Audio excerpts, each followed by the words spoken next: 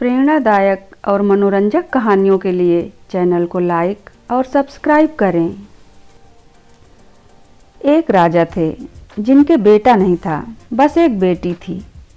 राजा चिंतित रहते थे कि आने वाले समय में राज्य को कौन संभालेगा, राजा कौन बनेगा। फिर उन्होंने सोचा कि बेटी की शादी कर देता हूँ, दामाद को राजा बना करके मैं संन्यास ले लूँगा, क्योंकि बहुत समय से वही काम कर रहे थे, राज्य संभाल रहे थे।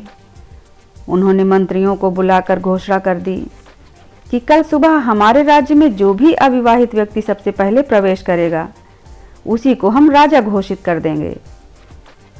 मंत्रियों ने कहा कि एक बार सोच लीजिए महाराज, आप बहुत बड़ी बात कह रहे हैं। राजा ने कहा, फैसला हो गया। अगली सुबह राजा के सैनिक एक फटे हाल व्यक्ति को लेकर, जो फटे पुराने कपड़े पहने हुए था, उसे राजा के पास लेकर गए। राजा ने जो घोषणा की थी उसके मुताबिक उस लड़के से अपनी बेटी की शादी कर दी और उसके बाद राजा जंगल की ओर संन्यास के लिए चले गए। नए राजा साहब राजमहल में रहने लगे। राजमहल में शस्त्रागार के लिए बड़े बड़े हजारों कमरे बनाए गए थे। उन सब की चाबियां खजाना मंत्री के पास थीं। जहां लेखा जोखा का काम होता था, वहां की चाबी वित्त मंत्री के पास रहती थी। अलग अलग मंत्रियों के पास अलग अलग चाबियां थीं, लेकिन एक छोटी सी कोठरी थी, उसकी चाबी हमेशा राजा अपने कमर में बांधे रहता।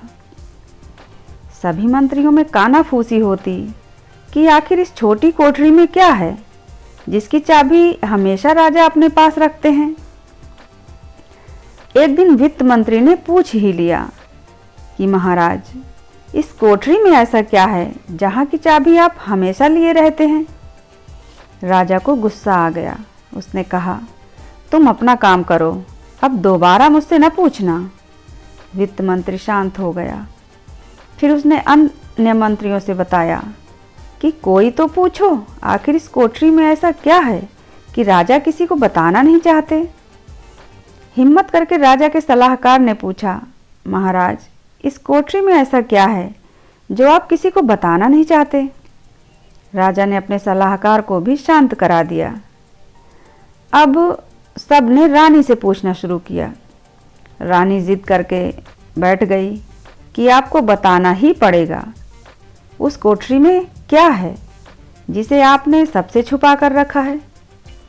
जब राजा की न चली तो उसने रानी और सभी मंत्रियों को साथ लेकर ताला खोल दिया। सबने देखा कि एक कील में फटे पुराने कपड़े टंगे हुए थे। राजा ने कहा कि जब मुझे घमंड होने लगता है कि मैं राजा हूँ, तब मैं यहाँ हर 15 दिन 20 दिन में आधा से 1 घंटा के लिए आता हूँ और इन कपड़ों को देखता हूँ, जिससे मुझे मेरी औकात याद आती है कि मैं क्या था। वह तो पुराने राजा के उपकार हैं मुझ पर, और ऊपर वाले का आशीर्वाद है कि मैं यहाँ तक पहुँच पाया, वरना मेरी शुरुआत तो ये थी। मैं हमेशा एक नेक और ईमानदार राजा बना रहना चाहता हूँ। मैं नहीं चाहता कि मुझ में कभी घमंड आए। यह जानकर सभी मंत्रियों ने अपने राजा की भूरी भूरी प्रशंसा की और उत्साह के साथ अपने अपने काम में लग गए। धन्यवाद।